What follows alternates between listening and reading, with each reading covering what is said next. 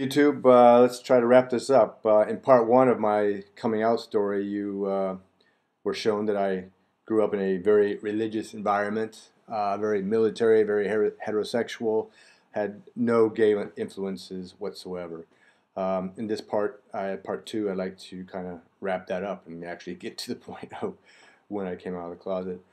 um, if there's any particular aspect or story in this that you would like me to elaborate on, I will do that in another video. But I don't want this to become a sequel upon sequel upon sequel to just get to the point. So let's try to get to the punchline today and come out. Again, I was raised very religious, but aside from the church, I like to talk about myself as a little boy. I was a normal kid, normal all-American kid. I loved my G.I. Joes. I loved my my metal Tonka truck fleet. I practically built a metropolis in the sandbox. I loved construction in high school. I took all the cabinet making and construction classes that I could. That was very much a natural part of me. There was nothing effeminate about any of my desires. I loved camping. I loved hiking. I would hitchhike for days by myself. And God was with me the entire time. I always had God on my mind. I wanted to know Him, I wanted to please Him, and I wanted to please my mother and do nothing that would upset her or make her cry. Watching my brothers do things that would upset her or make her cry just broke my heart, and I wanted to do anything except be like my brothers. Well, when they would hurt my mother. So, as a good kid, good all-American kid with all-American interests and desires. But there did reach a point that that I had to come to terms between me and the church, and that happened with my brother's death in Alaska. There's a whole story around that. He had disowned me, not because of sexuality, but because of religious things. Quickly, he just wanted me to tell his girlfriend, who we were all living together in Alaska, he wanted me to tell her about the Lord. I refused initially because I knew I was a guest in their home, and I knew that she was a militant atheist. But he told me to do it. I did it. She didn't like it. He kicked me out of the house. Because of that, I ultimately joined the Navy because I had nowhere else to go. And so that's that. While I'm in the Navy, he dies. I come home, bury him, and leave the church. It was during that whole month of emergency leave that I had conversations with key people about things in my youth, things about the church, things that I saw and experienced, things that radically influenced my life and my self-image. And I saw that the church had raped and pillaged my youth, and there's no other word for it. And their day in my life had ended. About, I don't know, I guess maybe 6 months later, I get out of the Navy and I moved to Chicago. And while there, I'm attending the Willow Creek Church, and my roommate was a very active leader in the church. But by this time, I'm making efforts to try to leave the church and to find out what this gay life is, how I can have a life and be gay. So I discovered in the Chicago Tribune that they had a 1-900 number, a man-to-man chat number. This is before the internet. The internet, if it existed at all, was in its infancy, and this is back in the late 80s, early 90s. So I came out on the phone sex lines, for lack of any other term.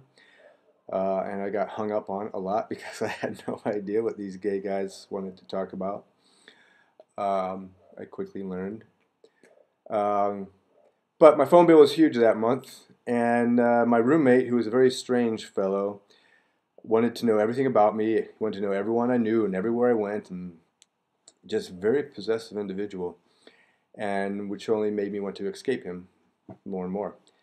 So he invaded my life, and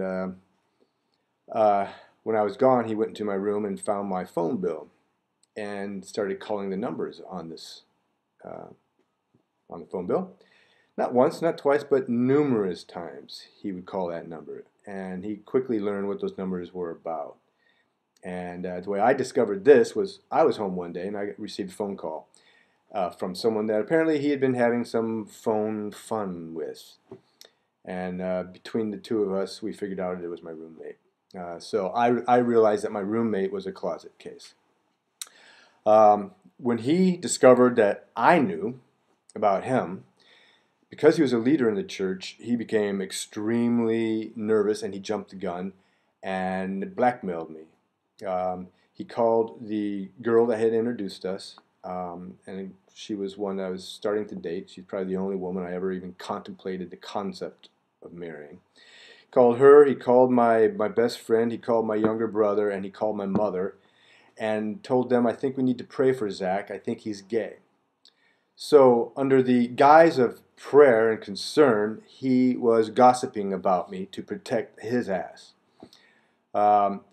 Naturally, that just sent shockwaves up my spine. I was blackmailed. I was devastated. I was in denial, but it scared the hell out of me. And I realized that until I come out myself, people, the church, anyone with a malicious intent toward me is always going to have the upper hand. They're going to be able to define what homosexuality is, define the argument with me, define who I am, and define how to fix me. It's like they have all the power. They have all the thunder. And all I have is devastation and stuttering. How am I going to handle this if this pops into my lap? And I realize I need to take control. And there is no control unless you come out of the closet. So that's what I did. I left Chicago. I moved to... Okay, sorry for this quick splice in here, but I forgot a very key point. I moved to Milwaukee and started going to school, studying international trade and marketing. And I had a class there called Cultural Awareness. And of course I had to do a term paper for the class. So realizing the need to come out, I began to explore that prospect in this paper. My term paper was called Suddenly Different. That's what all my videos are named after. I realized that gay people are in every culture, in every country, and in every business. So I thought it was an appropriate paper to do for a cultural awareness class. This paper was my first attempt to really purge myself of all the anger and all the fear and all the questions. Everything that I've been feeling for 28 years was dumped into this paper. As I read the paper now, my arguments would be far more fluid, far more reasonable, but it was my first effort, and I think it was okay. I spent 3 or 4 pages describing this all-American boy, and then on the 3rd or 4th page, I revealed that I'm gay, and that suddenly, overnight, within the moment, within the blink of an eye, a snap of the finger, suddenly I'm different in the eyes of my family, the church, and society.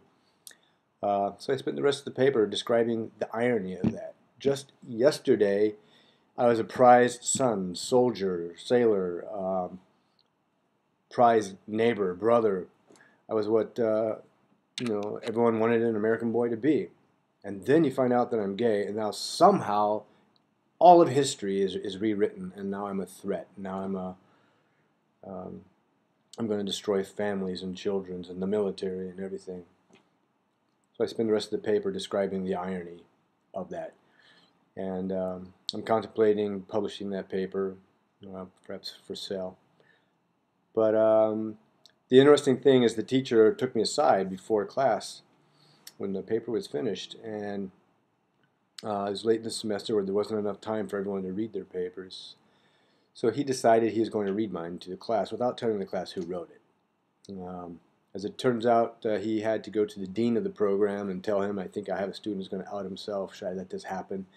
And the dean said, by all means. It turns out the dean at this very conservative college was gay himself. So that was good. The teacher read it up to the 3rd or 4th page, and then the class discussed it. And being that no one knew I wrote it, I was able to participate in the conversation. And the thing that was impressive to me is that all the guys in the class, it clicked in their head. They finally understood that I really was no different than they were. I just loved someone that they didn't. And that was the only difference. I was still a good friend, a good citizen, a good soldier. I was good everything I was the day before. I'm just in love, or want to love, a man. And all the guys in the class got it. So I made a mental note to use this paper to come out to my family, which is what I did. I came out to all of them at once, well, except for my mother.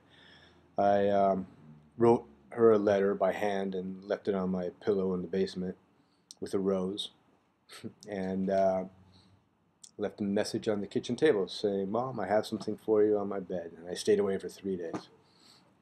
And that's how I came out. When I did return home, I found that she had typed me a 3-page reply, which was pretty much what I expected from a fundamentalist Christian mother. She appreciated the courage it took for me to do this, but, you know, I'm sick and I need counseling, and the Bible says this and that and the other thing, and there's support groups for people like me, and blah, blah, blah. We've all heard that song. Ran into the ground. But that's how I came out. So let's get on with the rest of this video. I had a list of gay bar addresses in the city. The first address I came upon was on one block where there's a bunch of seedy bars, all of them gay, and it happened to be the same bars, the same block that Jeffrey Dahmer was going to at the same time he was going to them. This was about 6 months before that news, the Jeffrey Dahmer news broke. So I started going to the gay bars, and then I discovered that the school nurse where I was going to college was gay as well. And this is where the second betrayal happened. I really had no gay friends. So I befriended this nurse. And one day he decided to introduce me to the school social worker, who was new. So I decided, sure, I'll talk to her. I wasn't depressed or anything when I went, but she worked me into a depression. Long story short, probably another video. While I was talking to her and getting teary-eyed, he snuck out and called the police on me. Because between the two of them, with their eye contact with each other, somehow they decided that I was a threat to myself, because she had gotten me to cry because I was upset about the death of my brother, and I was upset with my family, upset being in the closet. So they thought that I'm a threat. And moving that story along, I got into a fight with 5 cops right there in the counselor's office, and I was tie-wrapped around my ankles, tie-wrapped around my wrist, taken to the hospital to clean up the blood, and then thrown into what I call the insane asylum, which happened to be just about a half a mile from my home. And I was put in there overnight. The next day I was released after they realized that this whole thing was a bunch of bullshit. And I had to walk about 2.5 miles through the snow back to the school to get my car, because they just would abandon me at the insane asylum. So the church had betrayed me and blackmailed me. My first gay friend betrayed me and devastated me. I went to an attorney, and he said that I had a case against the police and against the school, but obviously any case against the police is going to be all over the news, and was I ready to come out like that? And I decided that I wasn't. So yeah, that's it. It's coming up on 10 minutes here. My coming out story was very ungraceful, painful, lonely event.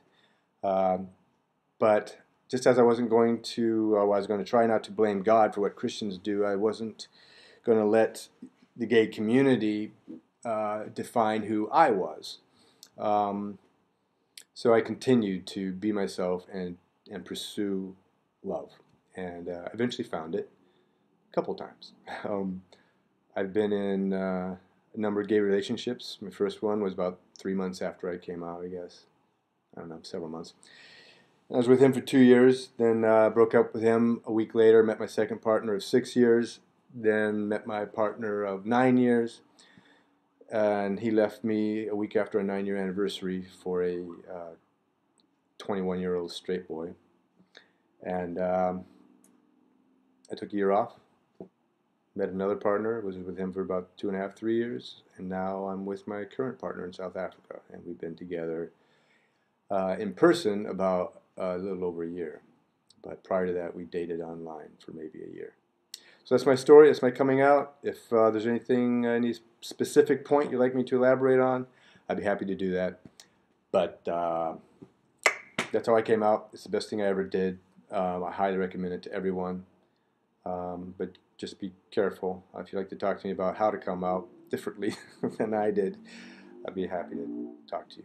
All right, so watch my other videos. I'll be answering questions with videos, and we'll go from there. So hope to get to know you as you get to know me. Thanks. Bye.